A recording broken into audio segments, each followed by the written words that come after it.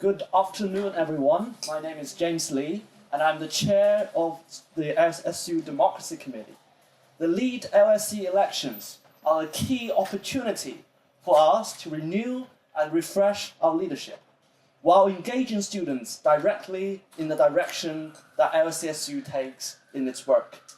And I would give thanks to all the SU staff who helped organizing the election and this event.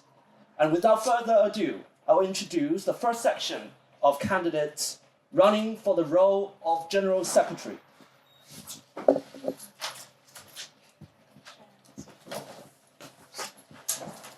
Hello, I'm Hannah. I'm the Student Voice Manager at LSESU.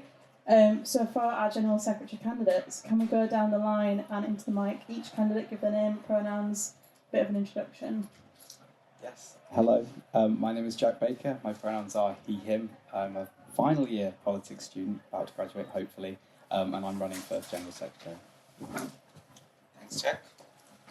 Hello everyone, I'm Vishal Gupta and I'm running for General Secretary post. I'm studying management course here. I forgot my pronouns. So my pronouns are him and his. And being an international management student, I can understand the challenges what international students are facing in LSE, and I'm here to support. Thank you. Hi, I'm Amara. I'm a master's student studying data science. I did my undergrad here as well, doing politics and data science, and I'm also your current women's officer. I've been involved in a lot of clubs and societies throughout my time at LSE. I'm kind of obsessed with getting involved, and I really, really love LSE and LSESU. And yeah, running for General Secretary. She, her. I think I forgot, yeah. Thank you. Hi, my name is Janardhan. It's Janardhan, and I'm a student of Media and Communications. I'm running for the Gen Sec. And as an international student, I came here, I discussed with a lot of international students and they face certain problems, and I thought to address them effectively, and I feel this role gonna help me out in addressing them peacefully. Hello, my name is Sophie Chan. I'm from my pronouns are she, her. I'm from New Zealand, and I did my undergraduate studies at the University of Cambridge. I'm currently studying philosophy and public policy and master's course at LSE. Hi, I'm Nihal. My pronouns are she, her, and I'm studying MSc Sociology. I'm a part-time second-year student, and in my undergraduate degree, I did law in Turkey. Perfect, thanks everyone. So my first question is, as the chair of the trustee board and executive committee, the General Secretary will juggle many projects and expectations. How will you ensure that you and the exec committee are not just making promises, but also delivering them? Nihal, do you want to start? Yeah, sure. So I think the main thing is accountability. We have town halls, and town halls are great, but there isn't usually much participation. And students usually get bored, or they're unaware that it's happening, or they feel that the accountability mechanisms in the town hall meetings are not the best. So I think the main thing to do is make sure that we popularize town halls, make it more suitable to what the students actually want. If the structure is not working for them, maybe getting some insights, maybe changing the structure, maybe like turning into more assembly type structures. And also, I think we would benefit from having more specific town halls every term. Like, I think we know what topics are more important to students. These are like divestment, sexual violence, tuition fees, loans, for example. So I think we would benefit from making a town hall for each of these specific topics. So then students can can have more time to discuss that and show more accountability. And I also think that SU has its limitations. SU is not grassroots students. The leverage comes from the grassroots students organizing on campus. The change doesn't happen strictly at the SU. What the SU can do, what the General Secretary can do, is in the negotiation table show the leverage and push the limits of how that room is operating. So I think being open and being, transparent about the limits and telling students, okay, this is the limits of the SU, we can't do much more than that within the structure, then students are equipped to criticize that structure and demand change about that structure. So if we are being transparent about that, then students have more space to criticize the SU, which is, I think, quite important. So then the SU can, then we can like try to change how the SU is operating. So yeah, I think that is the main things that I have to say. For me, transparency is key. So if I were General Secretary, I'll host 2 one-hour sessions, office hours each week, so that students can talk directly to me. And if those hours are open, I'll directly, proactively look for students to talk to.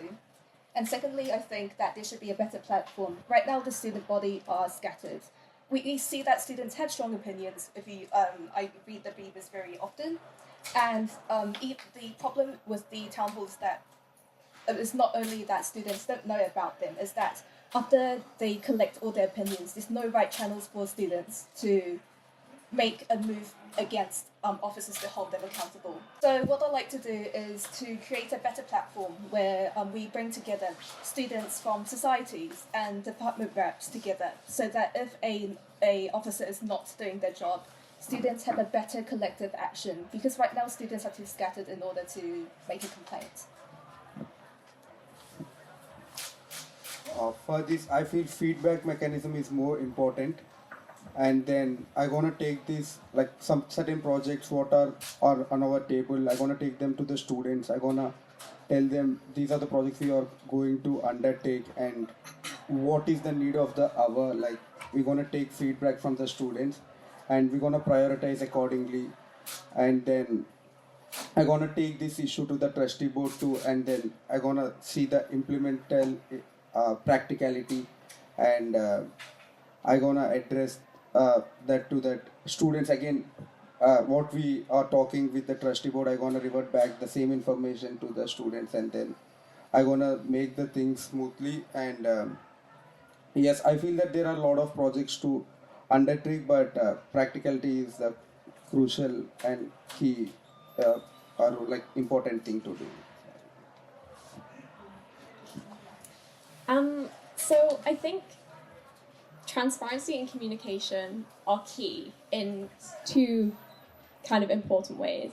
Firstly, it's outwardly, so from the SU to the students. It's really important that officers are being transparent and communicating everything they're doing for the purposes of things like accountability and students just knowing that their voices are being heard and that they can come to us when they want things done. And in terms of making sure that promises are delivered, I think transparency and communication within the executive committee is key to good organisation and working together. As General Secretary, I think it's really important to support all the different sabbatical officers and part-time officers, and good communication as to what everyone's working on and what everyone's up to is essential for that. Alongside that, like maintaining positive relationships with staff within the school, so that when there is resistance, which will be well pinpointed because our communication is great, we have the relationships there to work with the school to overcome the resistance. Because I think delivering on promises, when it's something that we have to work with the school in, good relationships are kind of essential. And I think that that's something that I came across in my campaign for free period products, when I was kind of communicating with different staff members and figuring out where the key resistance was. Once I got that, which was honestly just kind of the cost of it, and I knew exactly what I needed to show them and the information that I needed to get from students, it was a lot easier to actually deliver on that promise rather than just saying I'm going to do this thing. So yeah, transparency and communication to work together, maintaining positive relationships. Yeah, and then I think that's how we move forward. Yeah. Thank you. For me, here, meeting the expectation is very important thing. And when we are talking about just not making the promise and delivering thing, it's more important that how we are dividing the big chunk of work into small priorities. and that will bring the impact here. And let me take an example here.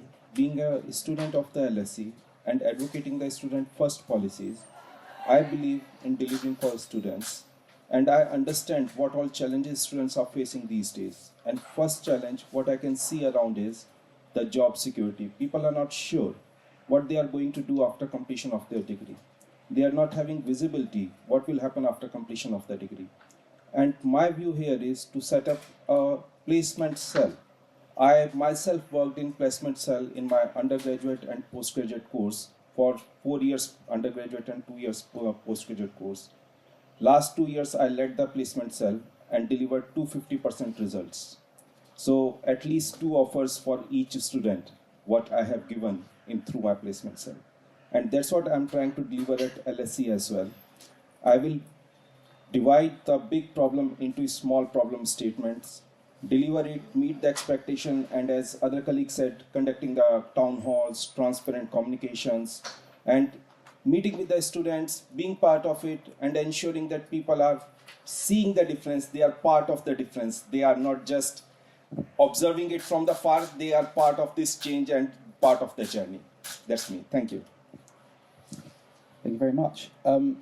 I think I agree that transparency is all that's very, very important. But I think for me, fundamentally, it's about recognizing the differences between what you can achieve in your role within the SU and what is a campaign that you're going to take to have against LSE. And I think with my manifesto, my overall focus is all about lowering costs.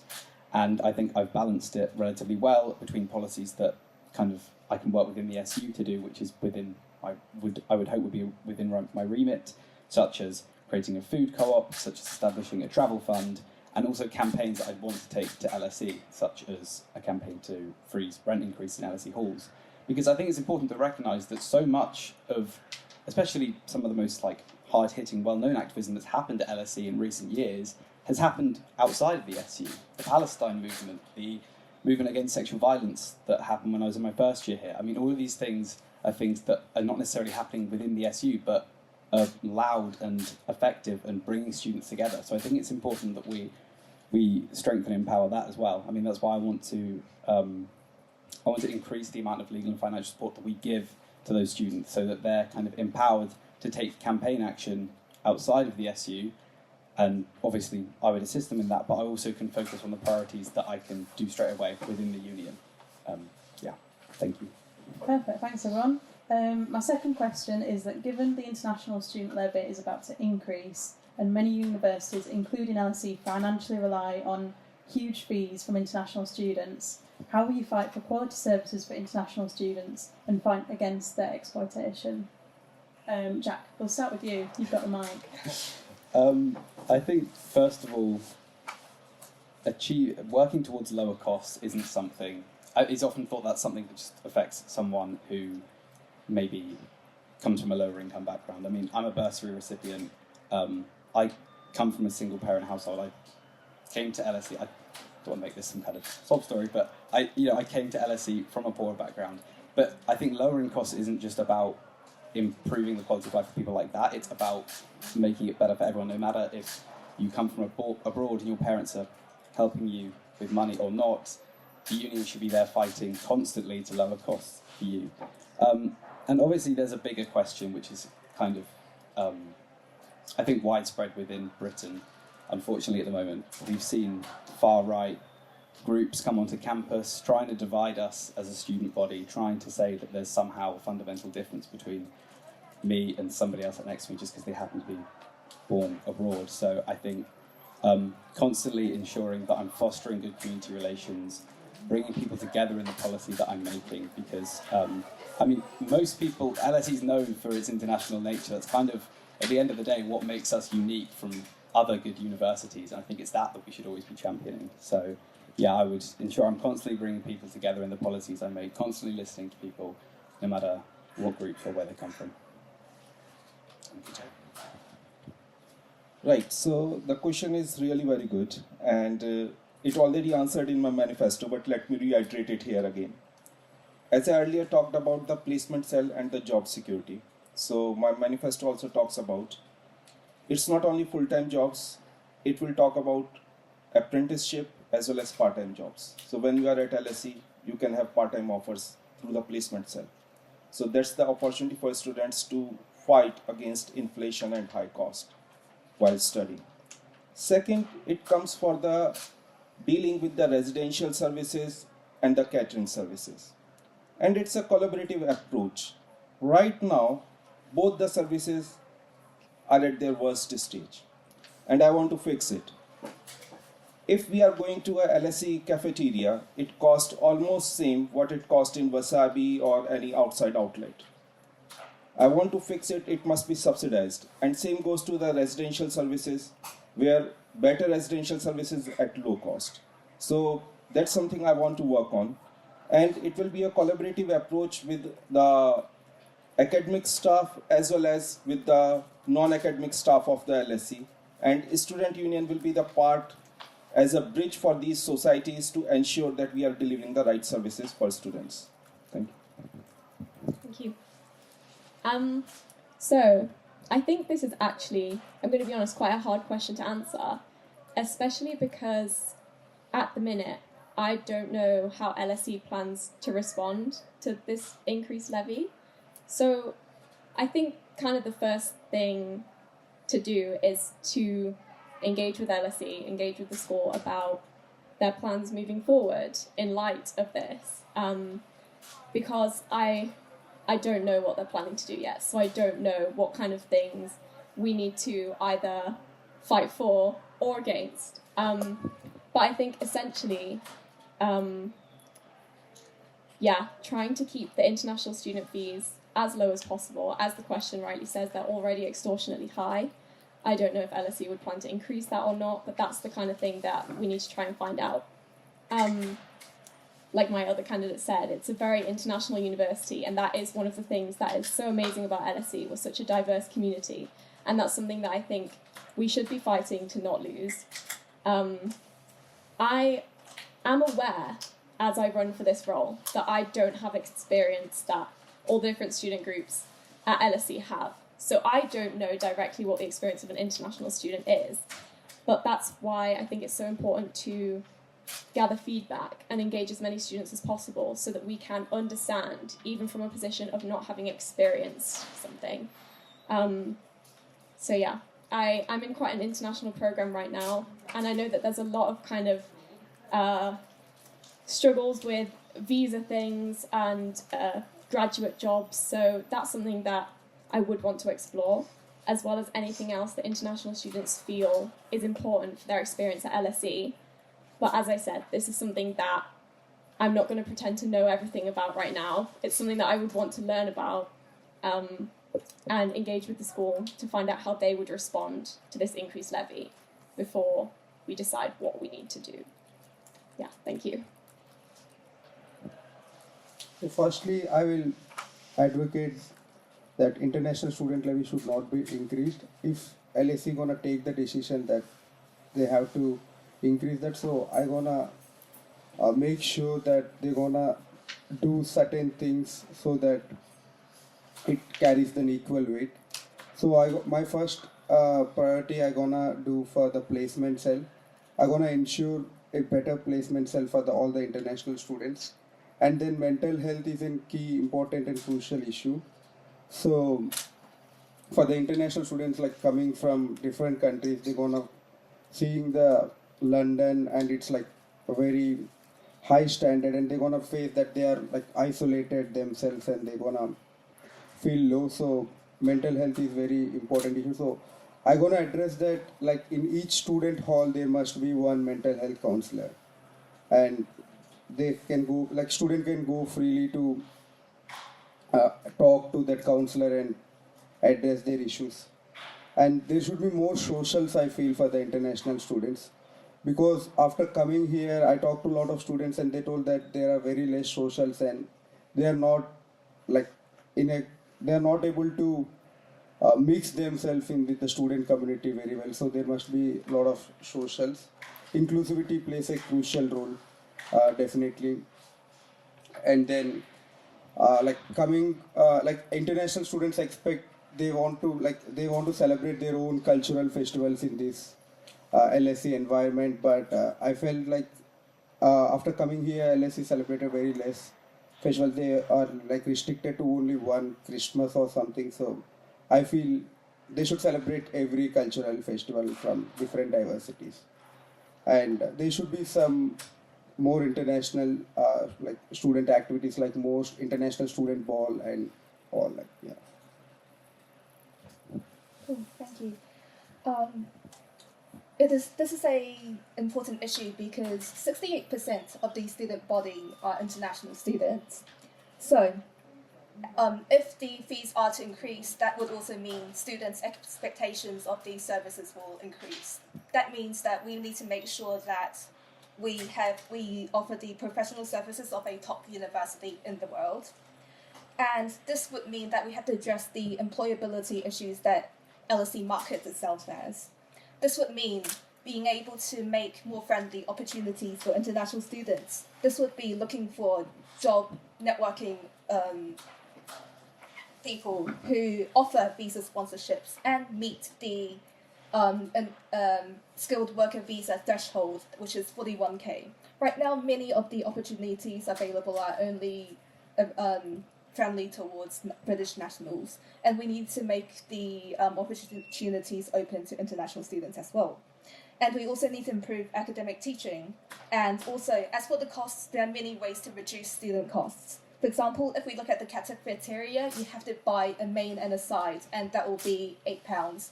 There are ways to sort of reduce these sort of small things where we can cut the mains and students can just do away with sides. It also reduces food wastage, and they can spend way less money, especially for someone who's like a woman like me, petite woman, where I don't eat much. So another thing is so much money is spent on students like reusing recycling cups. One thing that the students, the uni can do is hand out free reusable cups at the start of the year. The cafes will still make a profit if students continue to buy coffee from it without having the tax that we have if we have to use the paper cups. Okay, so many things to say about this, but obviously it's a really complex question. So I think the first thing is we need to get more transparency on where international students' fees and the revenues the LSE makes from that is going. Because I know that it is usually going to substitute the education cost of home students. But within this economic climate where everyone is going through a living crisis and international students are also going through other structural issues such as racism, imperialism, and coming from their home countries to the UK, the question is, why are international students bearing the cost of this economic crisis and the living crisis? And is this the only economic model that is available to us? So I think we also need to see how other universities are navigating this process, because LSE has really high tuition fees and compared to other universities in the UK as well. So we also need to look into alternative models. I don't personally believe that making the international students bear that cost would be the only option. So the question then becomes like, why are they specifically bearing the cost? And is there other options to change that? So that would be the first thing. Another things like we can, make the graduate sports scheme, I guess that was how it's called. We can, increase that. We can increase the hardship fund, which was increased from like the previous years, but we can continue that and remove the unforeseen clause because, for many students, like constantly being in, poverty, facing housing crisis, these are not unforeseen circumstances, they are permanent, and we need to also cover that. Housing support, commuting support, like these are all things that can individually help students. But I also believe that we shouldn't be individualizing this issue. This is a structural issue. This is an issue with capitalism. It is an issue with neoliberalism. In 2012, there were the tuition fee strikes, the riots. so students have been fighting against tuition fees, so we need to also, help students, come together within the university, because I agree that the student body is quite scattered, and the grassroots organizers at LSE have been trying to, bring the left together and bring all of these different struggles together so they can actually, oppose what has been happening within the higher education sector. So this kind of bringing together all these structural critiques together, imperialism, neoliberalism, race, gender, all of these issues are highly important for this issue. And again, it is the student body who are going to oppose that and ask us to do something about it. As the maximum we can do here, one of the maximum things is be transparent, inquire where this money is going, require transparency, look at other models, provide students with options, and also help support students, campaign for this, for example. And I think that they will have the most appropriate take on this.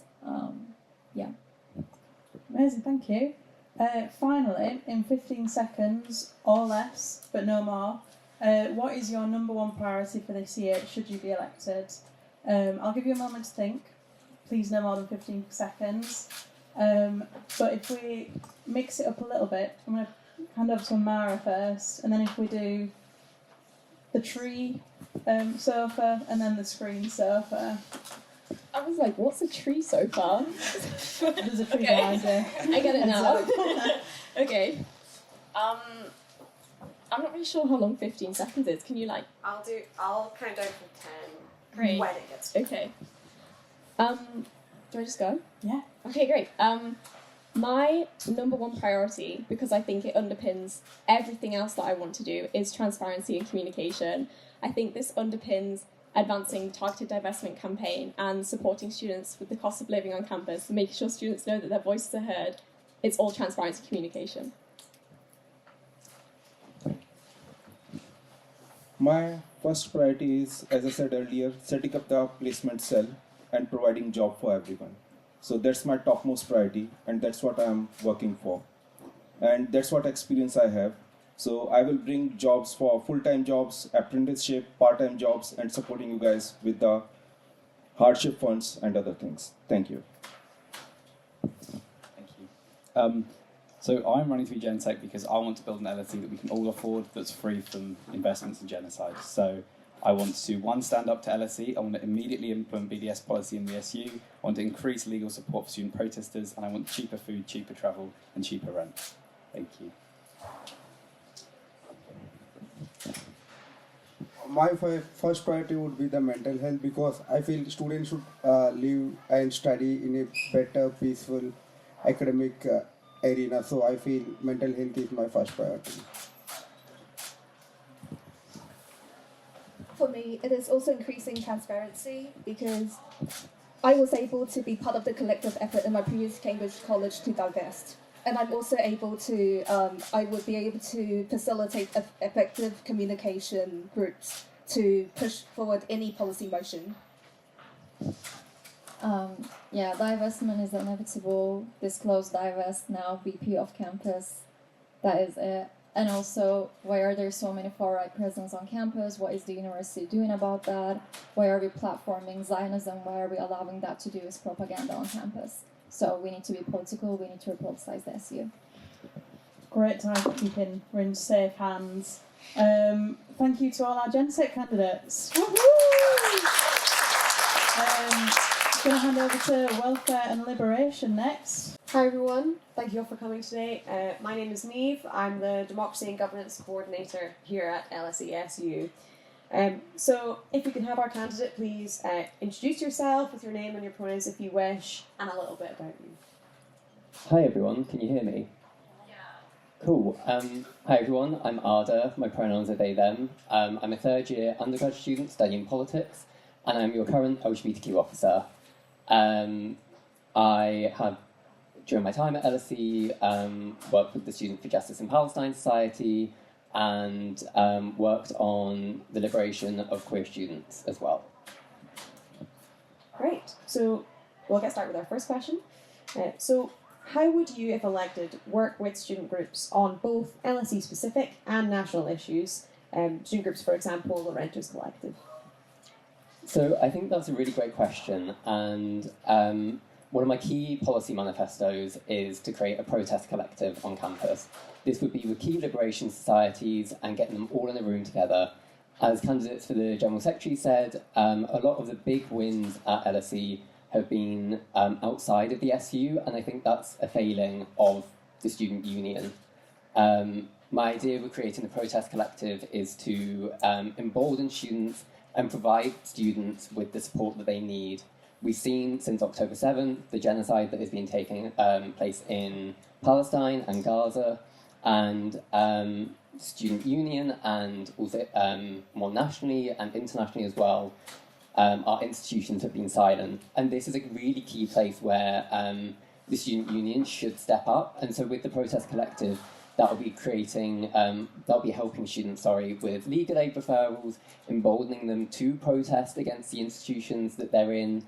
And then also I want to touch on, because the question talks about the Renters Collective, we are seeing internationally, especially with the war in Iran at the moment, that the economic situation is really scary. And also as well, it's really scary both economically, but also for people individually. Their families are being affected by this.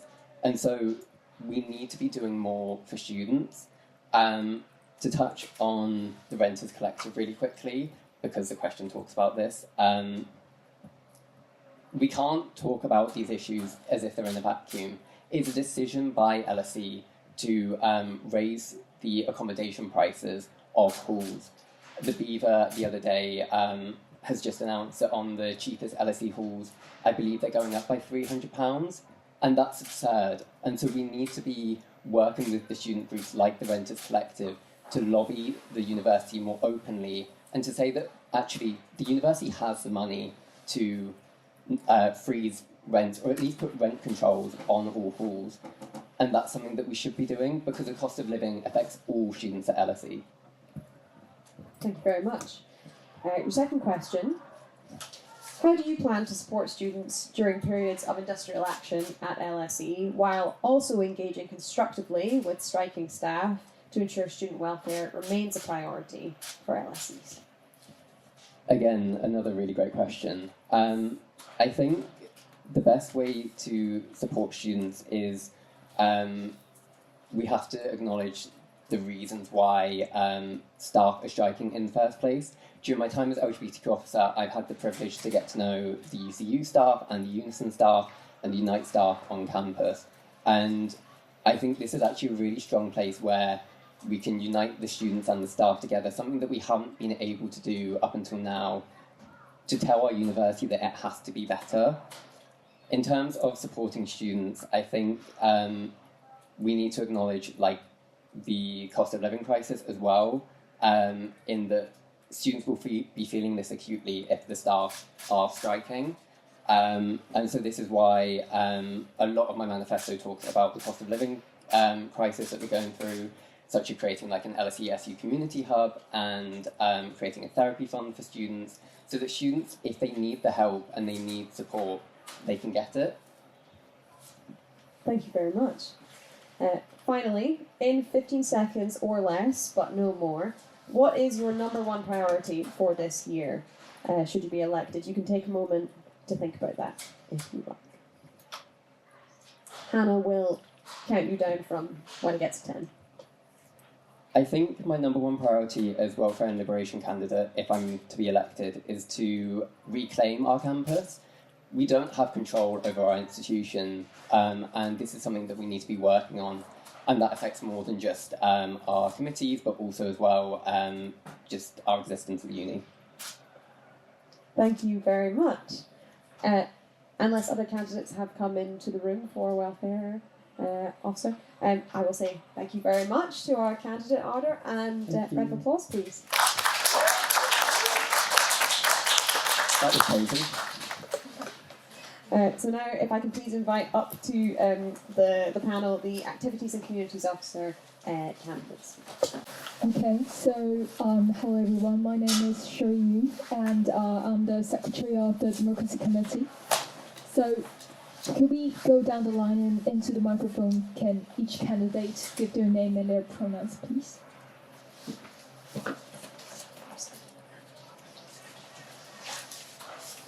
Hi, I'm Iris Hu, and I'm an MSc student in International Social and Public Policy.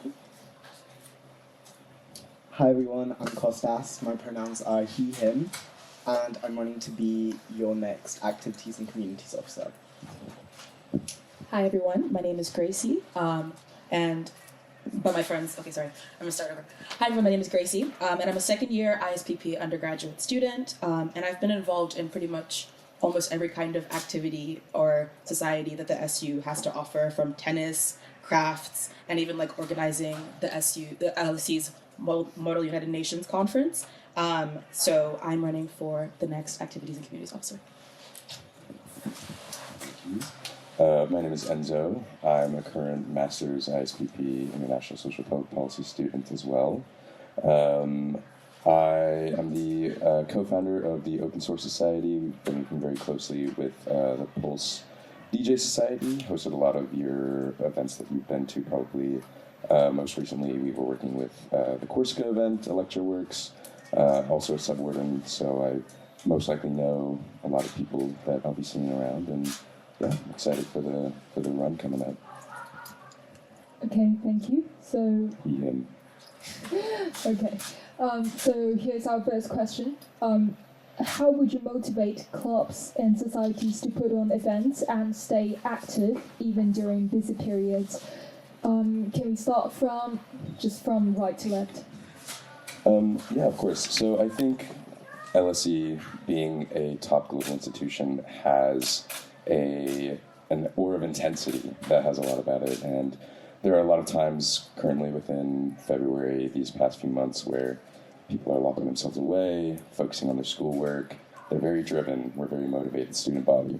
But at that same time, it is just as important that we are able to explore and express and freely explore whatever activities we would like to do.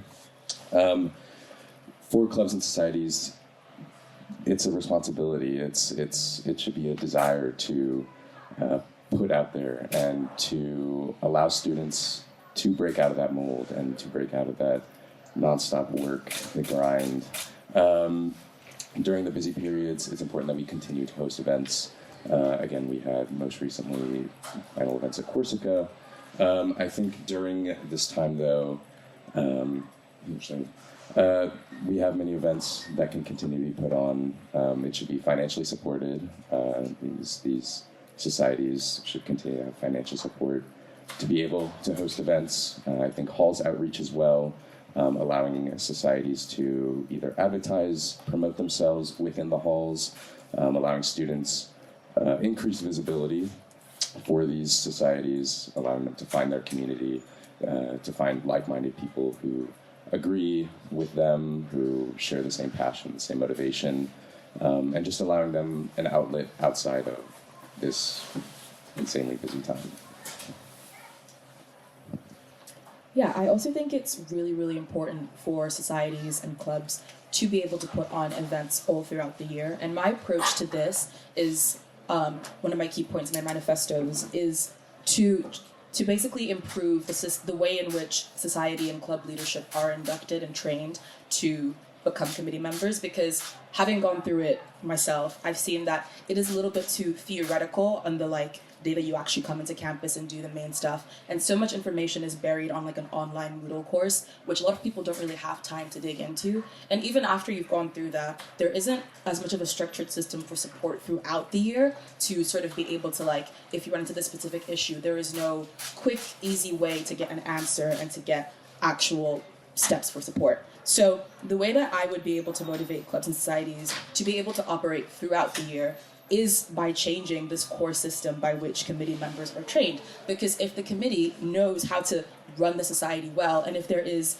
support throughout the year, which I would introduce through having activities and communities office hours, instigating regular checkups within all the society committees in fixed periods of time, then it would follow that the societies and clubs would be able to operate throughout the year, even during busy periods. And to be able to try and push for more activities in busy periods, I would perhaps, let's say, increase my availability for office hours and just try and offer as much support as I could as and when these things happen.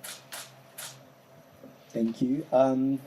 So my approach to this question would be that we probably all need to chill out as like a student body. I feel like we do way too much.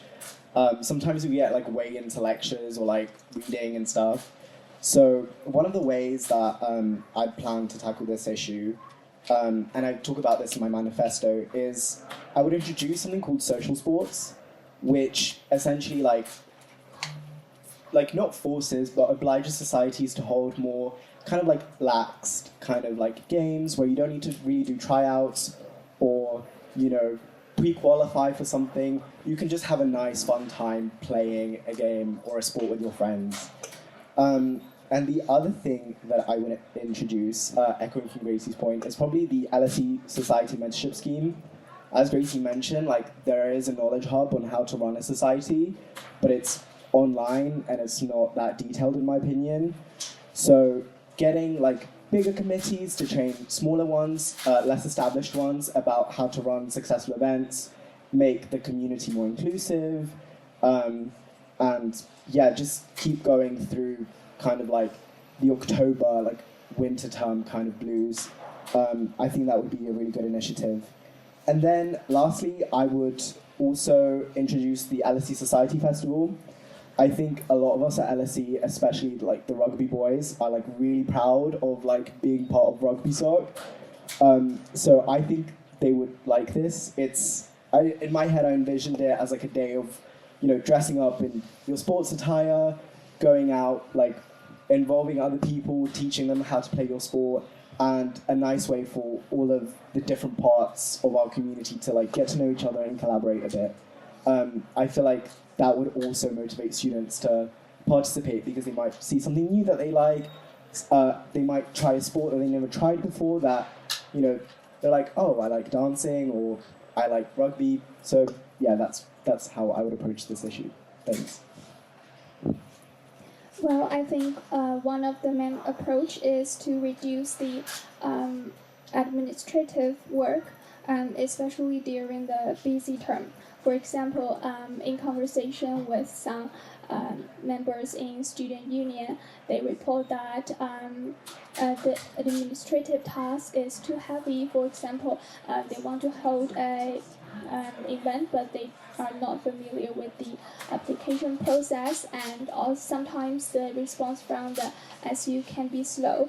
And also for seeking collaboration for holding an event, it mainly relies on the personal networks. So I think my approach is to reduce this administrative task. For example, first thing is I will provide more collaboration pathways, providing some templates and guidelines for those students who want to hold an event. And also I will simplify the approval process. And last but not least, I think for extra incentive is very important. For example, it will become easier for students to gain more fundings and improve their visibility on social media in their events, so that the clubs and societies will feel more connected and feel more worth in doing these events. Okay, thank you.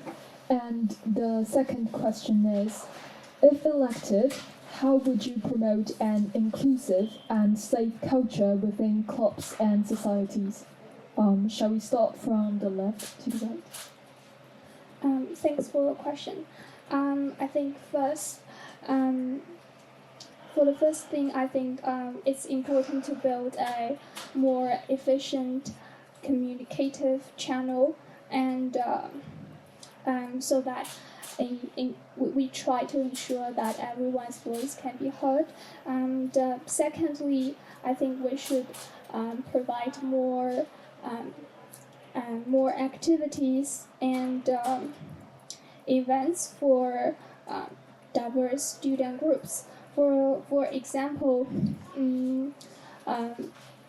LSE has a massive body of the international students, and I think the situation of those and I think the international students face more challenges. Now, for example, there are more strict visa for permanent residents, and I think if we can tailor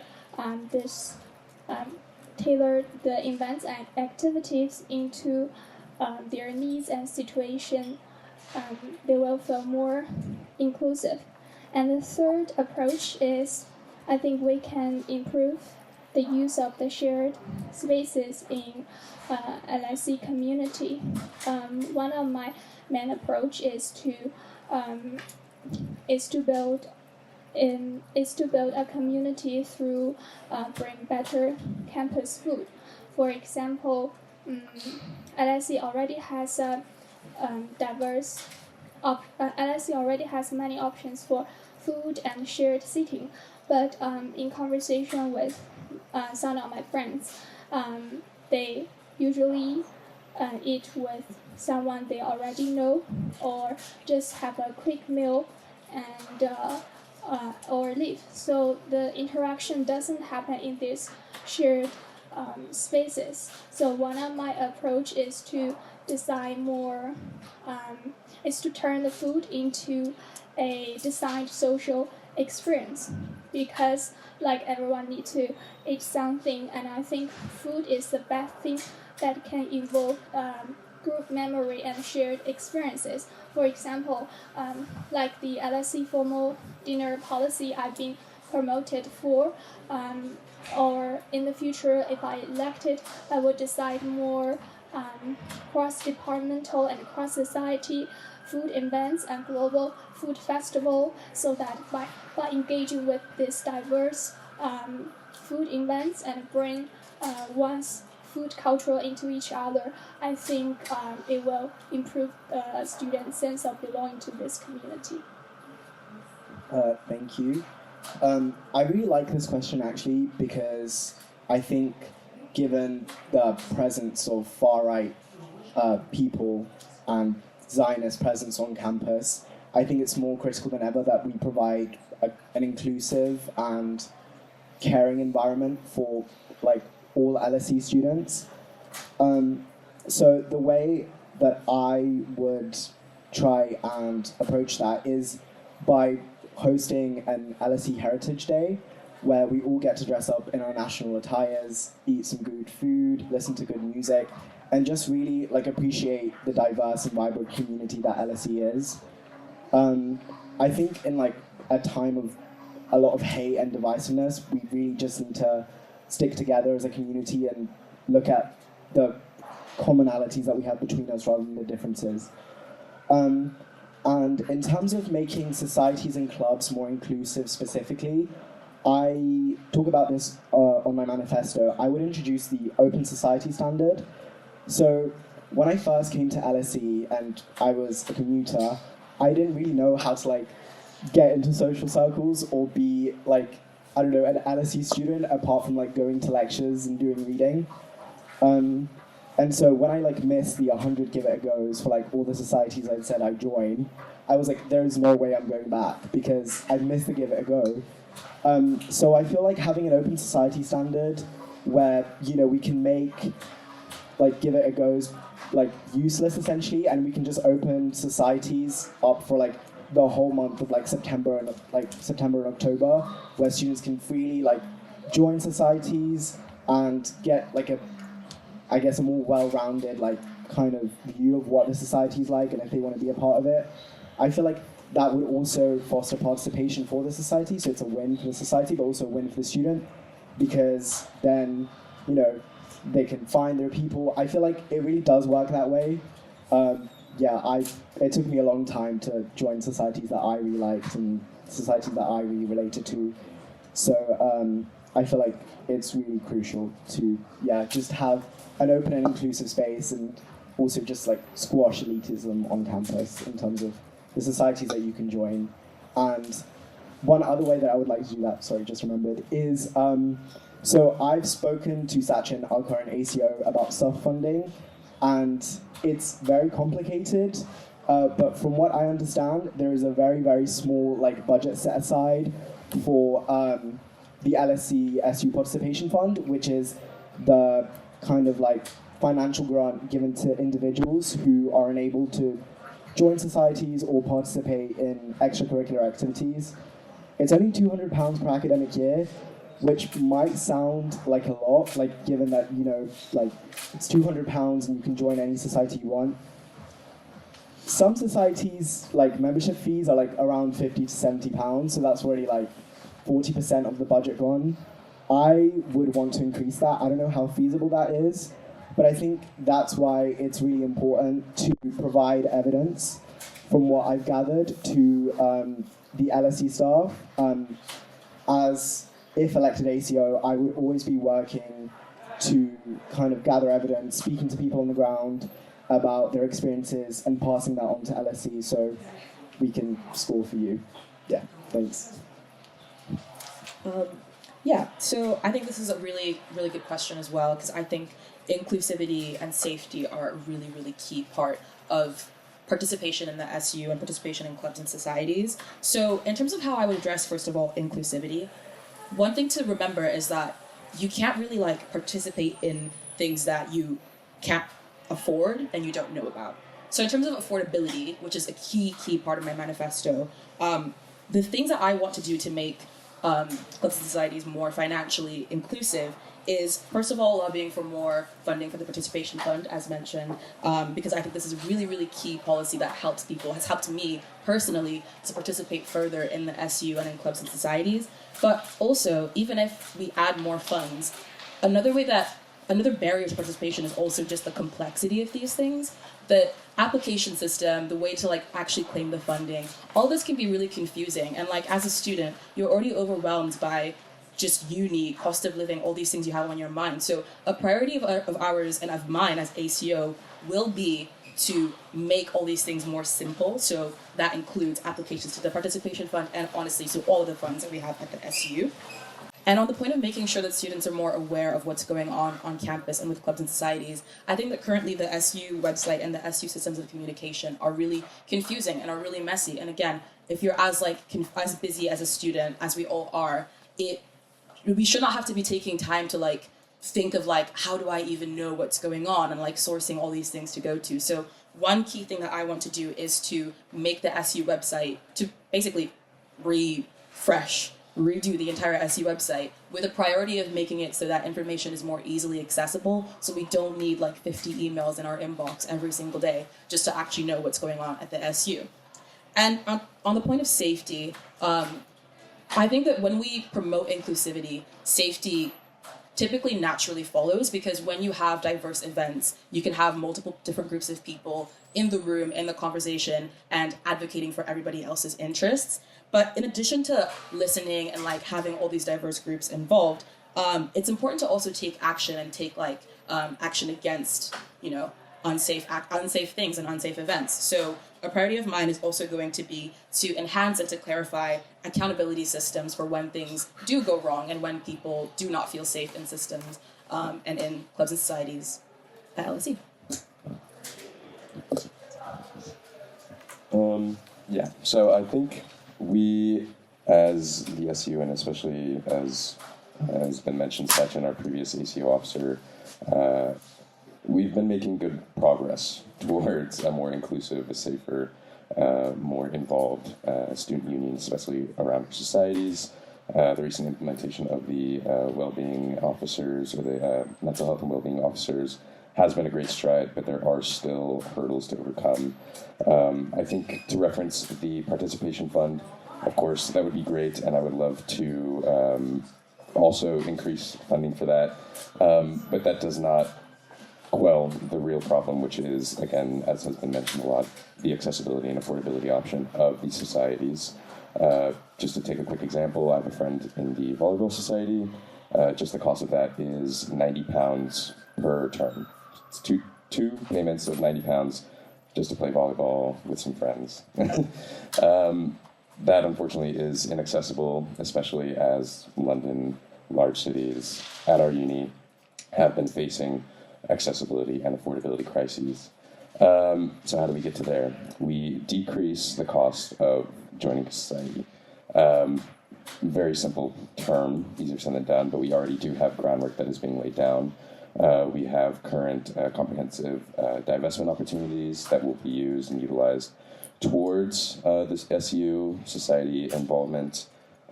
We also have expanding society representation that would include tabling, again, just outward exposure, accessibility. We also, again, the SU works very closely with each other. As the ACO officer, we'd be working very closely with GenSec, Welfare Liberation, Education Officer. We could build comprehensive plans, details on how to support each other in our affordability problems and plans. We also, again, as mentioned, have our comprehensive divestment plan. We've divested from NUS. It's running up about £30,000 already just in that. Again, with planning with different sabbatical officers, we can find our common ground in our way to make that more affordable and to have that benefit the students themselves. In terms of a more inclusive culture, as stated in my manifesto, I have the plans on implementing something called ECC, an Ethnic Cultural Center, that would be in the student union. We already do have a liberation office, but that could be further utilized, more accessibility to financial resources, career resources, society resources as well. That would include, again, as mentioned, like a simplified website system, a simplified application system. I would also really love for executive officers of these societies to be more hands-on involved in the application process, possibly if that would include interviews, if that would include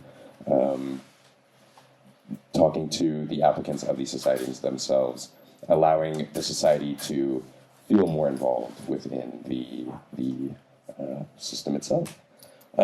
And then just as a final point, again, accessibility, affordability has been one of the highest barriers. We've already talked about the participation fund.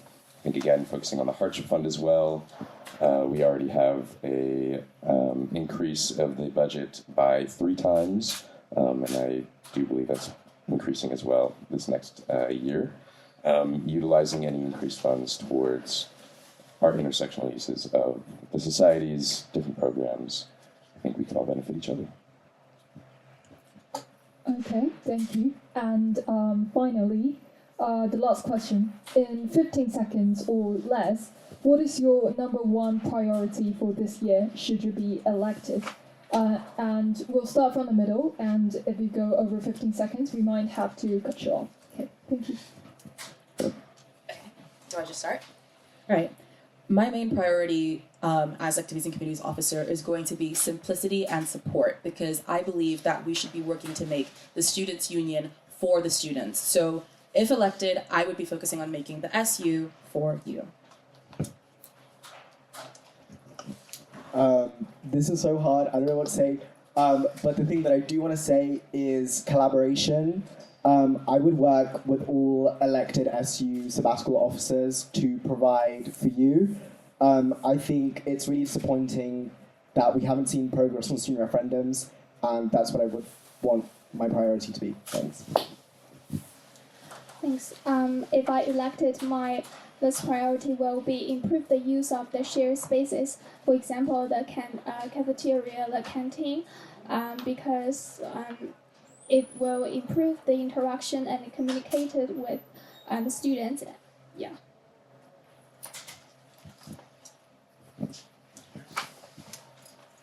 If elected, the big umbrella term will be accessibility, whether that's food accessibility, program accessibility, financial assistance, living assistance. Accessibility is the word that will be the forefront of the campaign.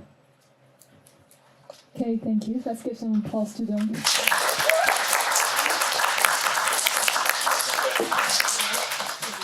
And now we move on to the education officer. Hello again. Could we go down the line and introduce and to the microphone, and can each candidate give the name and the pronouns, please? Hi, hello everyone. My name is Deepak. I'm a law student here. I'm running for this education officer, and I would discuss my plans and vision this evening. Thank you. Hello everyone, my name is Nord and I am the current education officer. When I was here as a student in my undergraduates, I studied social anthropology and politics. My pronouns are she, her, and it's lovely to meet you all. Thank you very much.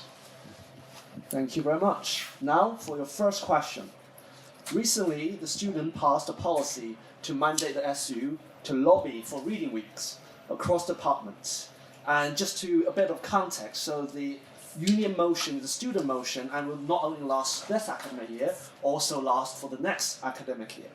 So what will be your approach to working on this? Yeah, start from yeah. So this is a tale as old as time. Every single time I have spoken to a student over the last couple of months, and even when I was here as a student, they always mentioned reading weeks as being a very integral part of their ensuring that their mental health is being, taken care of, ensuring that they are able to keep up with their work and their lectures and their readings and their problem sets. And there are so many benefits to having reading weeks for our current students who do qualitative subjects. But for students who do quant subjects, they don't have that, and it's frankly not fair because reading weeks should be for all students. And so I'm very, very happy that recently there was a referendum motion passed to ensure that we are able to resource this as the SU. And so I've already been in conversations with senior management at LSE and speaking with them to see how we can practically implement this, because essentially what this would mean is reshifting and revamping the academic year for students and what the actual content and the structure would look like for academics when they are preparing these things for students. And in my conversations, they said that this was actually very possible. And in terms of how this would look like, it would, like I said, mean shifting around the academic year. But also at the moment, there are talks about how they could make this work for students. And so my approach would be to understand, okay, what are the priorities for academics and what are the main things that they would be iffy about, who would be the people who are against these things or for these things. And my approach would be to talk with LSE to ensure that they understand the benefits this has for our quantitative students and for also all students, to ensure that there is equitability in that sense. So I'd be working with them in order to restructure the year and finding a way to actually make this for students, make this work for students.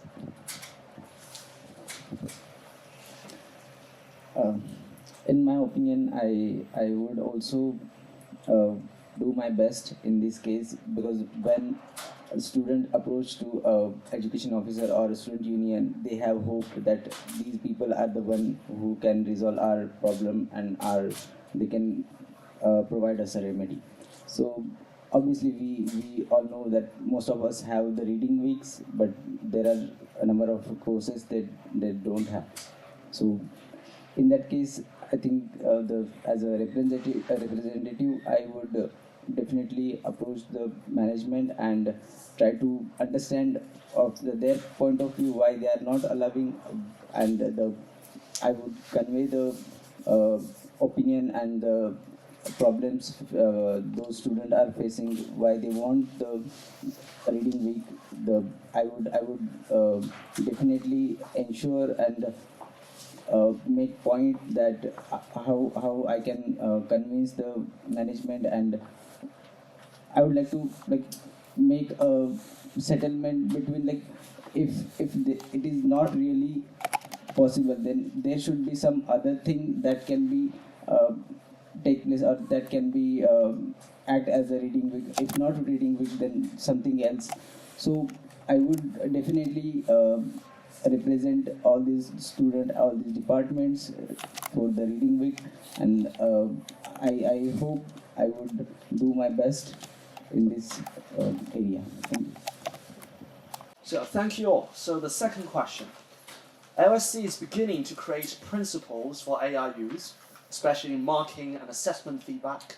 What is your view on this, particularly if used by postgraduate research students who also teach? Well, AI is not the only problem of LSE, or it is not a problem at all, I would say. It is a tool that, as we had computer earlier, now it's AI. I would say it is one of the things that would help if you use it wisely. So, as LSE has the AI policy as well, every department has, and professors also always remind students that use it as a tool, not as something to make it for your work. So I would say that we need education. We need to educate a student. I think in that area I would like to run some workshops to educate the student with number of AI tools. Like AI is not just ChatGPT. There are number of tools.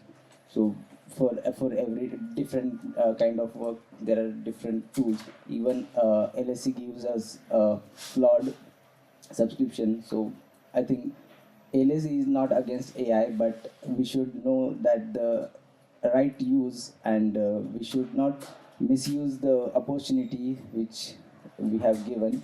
And just to be fair with ourselves, I would give this message to every LSE student that even if you use AI for everything and just to avoid your efforts, it won't go help you. Like if AI, you are using AI for your work, then next time maybe AI will do your work. You won't be eligible. So I would say that better use it as a tool, and even LSE is taking steps in that direction, that they are giving you the opportunity to be proficient in these AI tools, be AI literate. So I think everyone should remember this thing and proceed like as a wise student, having skills, having AI as a skill, not as a assistant. Thank you. So AI at LSE is every single year and every single time I have this conversation with academics is becoming a more and more important thing for them. AI is inescapable. Students use it, and we need to acknowledge that they use it. The current AI policy at LSE is quite confusing.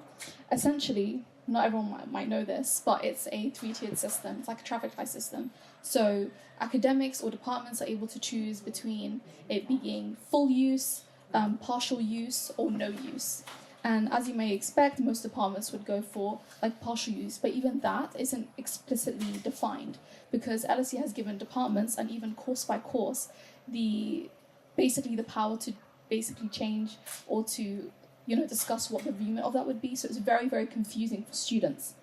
If students don't know how to use AI, then all that does is add more stress over what it is when you're doing assessments or when you're doing your learning. You don't want to be writing an assessment where you're only using AI, for example, to help you define something or to help you find different ideas or create mind maps or something like that, and then you end up being penalized for it because in ways that you didn't really expect to.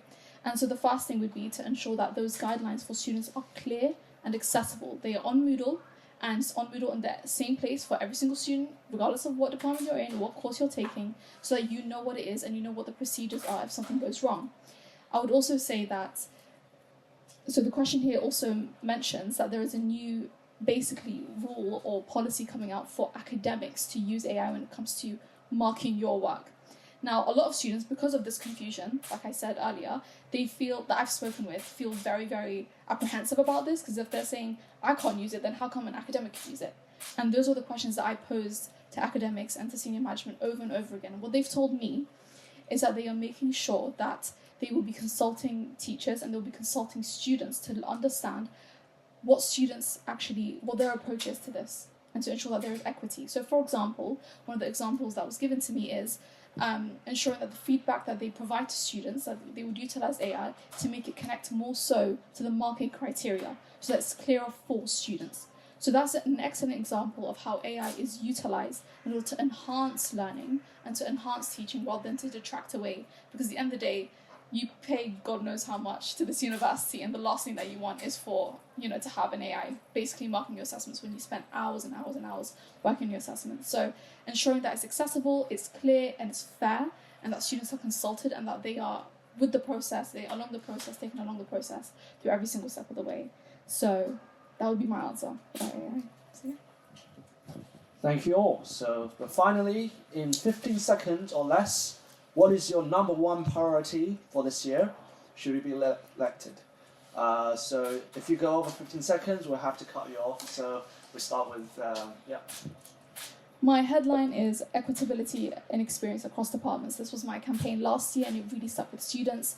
This year I want to make sure that there is reading weeks for all students, regardless of what department you're in, that joint honours students are being supported, and that smaller departments are also being supported financially the way that they need to be, and also ensuring that all your information is in one place and is accessible.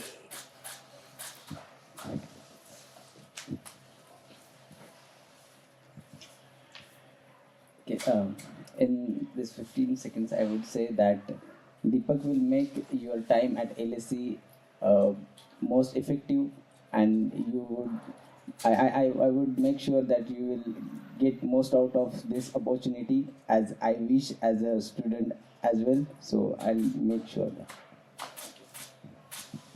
that. Thank you to everyone who has attended today.